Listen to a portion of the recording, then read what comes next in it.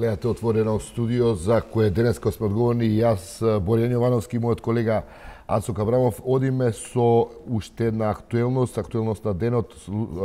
Тоа се расправата во Комисијата за уставни прашања, каде што владата ги иницираше уставните амандмани со кои треба да се спроведе преспанскиот договор.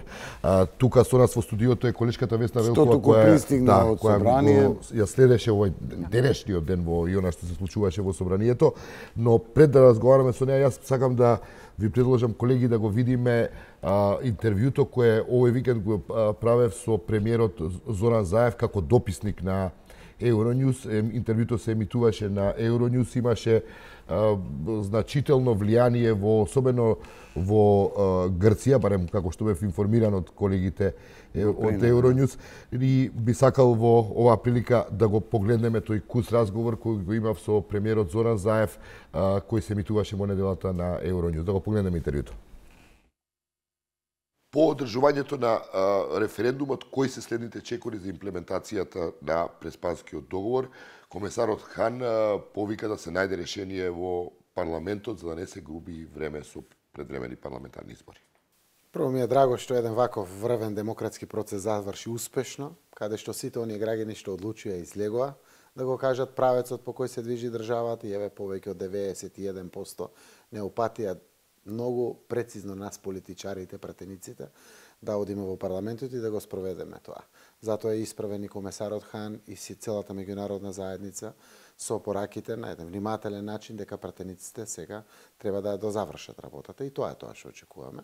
Ние сме максимално фокусирани, разговараме, заради тоа што јас сум убеден дека и опозицијата е за Европска унија и НАТО. Немам дилеми околу оваа работа. Прашањето е да престанат овие политички калкулации и да завршиме работата за државата. Ова се токму денови кога разговараме. Јас разговарам, пратениците меѓу себе разговарат, раководството на владеачката партија и нашата, но и другите владеачки партии од албанскиот блок, разговараме со пратеници и веруваме дека е возможно и ќе направиме се тоа да се оствари. Другата опција е да се оди на предвремени парламентарни избори, доколку на тие предвремени парламентарни избори не го обезбедите потребното двотретинско мнозинство, дали тоа значи дека преспанскиот договор е мртов? Не. Апсолутно, јас верувам прво во првата цел. И е многу легитимна, многу логична и многу нормална работа што треба да се заврши. Ако се пробат сите можни начини во парламентот да се оствари тоа и не успее, тогаш е неопходност изборите. На Македонија не и требат избори. Македонија е во убав налет. Ги отвараме поглаве во јуни.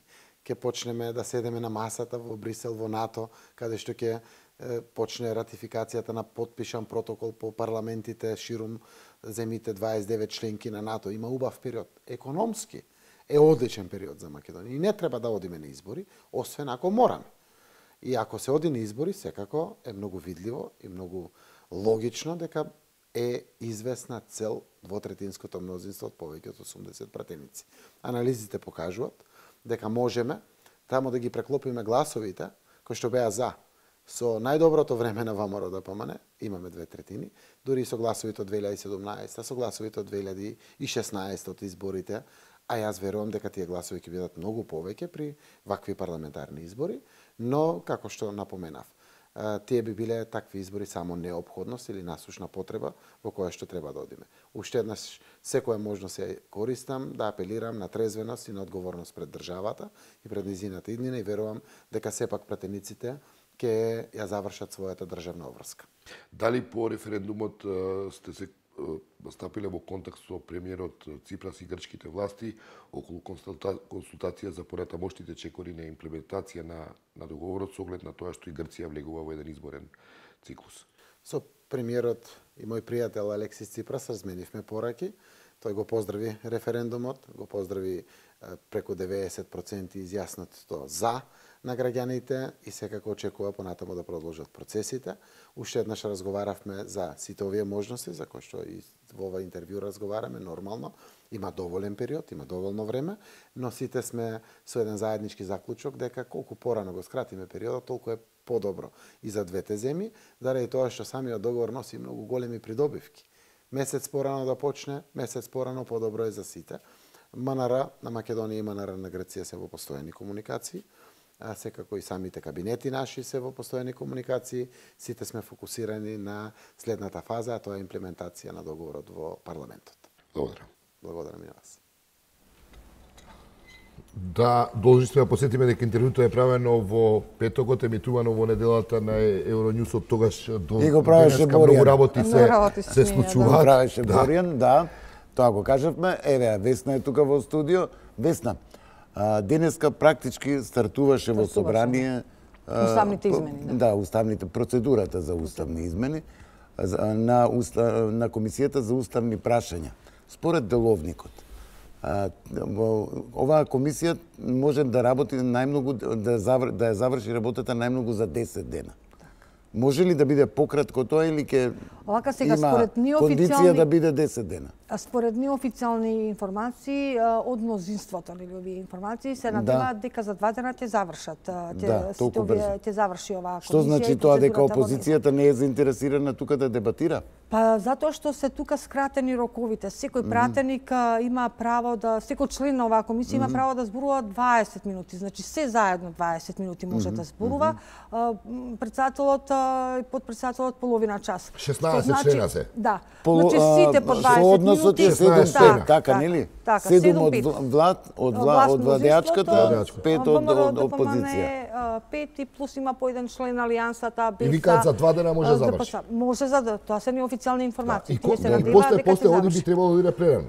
Пленарна во понеделник, веќе е закажана за понеделник. Така. Се претпоставува неофицијално, да. Утре не работен ден, претпоставувам. Да, дека ќе ја закаже собраничкиот спикер пленарната седница во понеделник во 11 часот. Така се последните информации. Тоа се спекулации или официјално? Или шпекулации во собранието? Не, веќе од кабинетот на собраничкиот спикер оваа информација е потврдена. Сега како идат техничките служби, кога ја закажуваат во текот на ова, дали е веќе закажана преку собраничкиот сајт, не сум проверила. Она што мене важно, вам во интервјуто мој впечаток е дека премиерот нели е доста оптимист во смисла на тоа дека ќе се најде решение во парламентот и е против, практично против, не затвара можноста за предвремени парламентарни избори, но е оптимист дека ќе дојде до решение во собранието. Каква е атмосферата денеска? Постои ли таква надеж? Или сите молчат? Па за чудо беше многу мирна атмосферата, освен некои така помалку емотивни изливи. Сепак имаше повеќе од женските пратенички, повеќе беа така посоколени, па се навредуваа меѓу себе, имаше упатување кон мнозинството дека се предавнички и така натаму. Тоа не представува уште предавниците. Не представува тоа. Реторика позната. Да, во секој случај немаше ништо спектакуларно, освен поранишниот собраниски спикер после одговор си отиде од тоа, него го следе уште 23 пратеници од пратеничката група, но остана 23, затоа што беа присутни и беше присутна и целата пратеничка група. На комисијата беше целата пратеничка група. Не само членовите, така да нешто го следеа, но не е револтирано да напуштат. Добро, меѓу вас сега да прашам, ова што е оф рекорд и ваши прогнози на собраниските известувачи кои го познавате добро собранието, како се прават ли математиките како да се стигне до 80? Па, знаете што, секој си има своја математика. Значи, власта се надева и понатаму дека ќе стигне до таа бројка од 80 пратеници. Пратениците на ВМРО-ДПМН се колнат дека нема шанси да оваа бројка да ја достигне, дека они ќе почитуваат партиската вода. Сепак треба ќе се знае се погласањето на оваа уставна комисија, ќе се знаат некако распоредот, ќе се знае распоредот на силите, затоа што ако оваа уставна комисија би требало да е некој показател, ако не помине, односно ако пратениците на ВМРО-ДПМН не гласаат, собраниски избори велат дека со истото темпо ќе продолжи и во собранието на пленарната седница. Што е со помалите коалициони партнери на опозицијата? Па помалите коалициски партнери има спекулации дека веќе нема во комисијата сега. Да. Добро, лидерот на социјалистите веќе имаше изјава Љубиса Виганов дека наводно дека токму оние 6 пратеници што се спомнуваат како бројка во јавноста се токму од тие помали коалициски партнери. А не од ВМРО. Така, не од ВМРО. Денеска имаше спекулации дека Крсто Јовановски е еден кој би можел да гласа од ВМРО, но денеска има... Така, но еве гледаме во неговото јавно обраќање дека тој се колне во партијата и ја повикува партијата да дојде и да провери се тоа. Наводно спекулации дека добил 250.000 евра за да гласа. Тоа е негов став. Сега што се крие за тоа? Тоа малку со парите и невкусно е, недокажано кога е невкусно е така да се лицитира и да се врши притисок. Во секој случај, во неколку наврати премиерот Заев истакнува дека пратениците не треба да подлегнуваат по било какви притисоци. Така да не знаеме дали навистина има или нема притисоци. Во секој случај притисоци има сигурно и од едните и од другите. Тоа е јасно веќе. Добро, тоа би било тоа. Ќе следиме што ќе се случува и како ќе се дојде, ако се дојде до таа бројка 80. На реде ми се чини Маја има нешто кинеско да изготви.